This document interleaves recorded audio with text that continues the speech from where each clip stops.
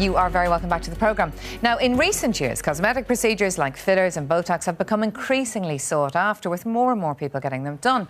But while the demand has rocketed, there has been no corresponding growth in the regulation of the sector. So what kind of problems are now being seen?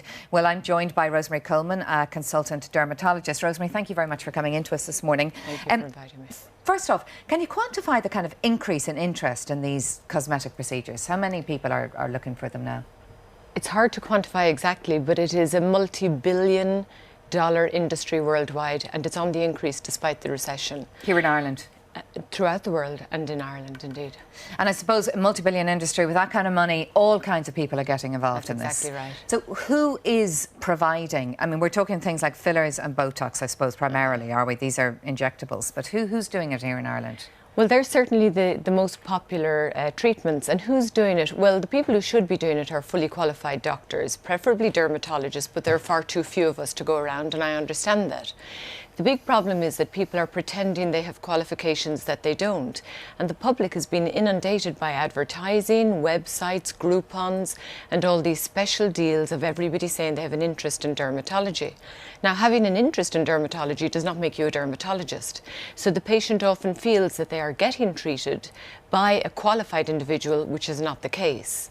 And it's not been regulated. So while the Medical Council's website is very user-friendly, and it is very easy for any member of the public to go online and to see if the doctor they're going to go to is a specialist, they don't. And the trouble is, it's not been enforced. OK, well, listen, let's take a look at some pictures that we have here of what can go wrong.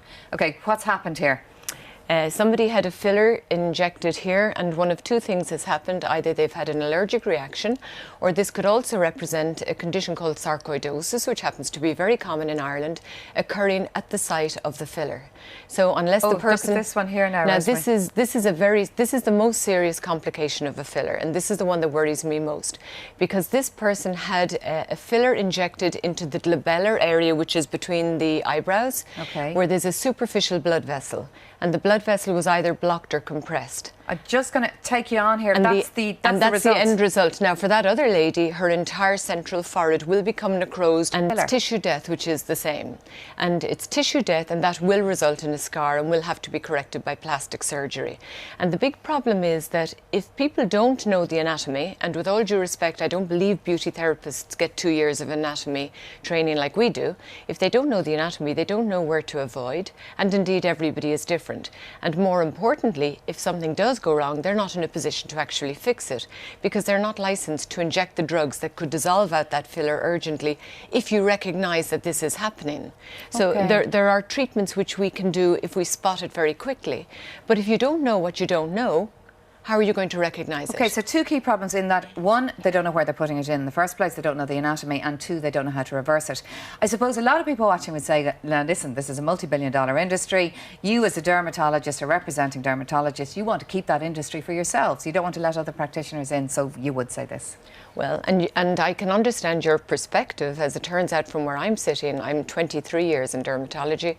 I have a year's waiting list. I couldn't possibly meet all the needs out there. I would just like the public to be protected, because I get phone calls many Monday mornings to the secretary saying she has to see me today. My face has been burnt by a laser. I've dreadful lumps. I've had an awful reaction.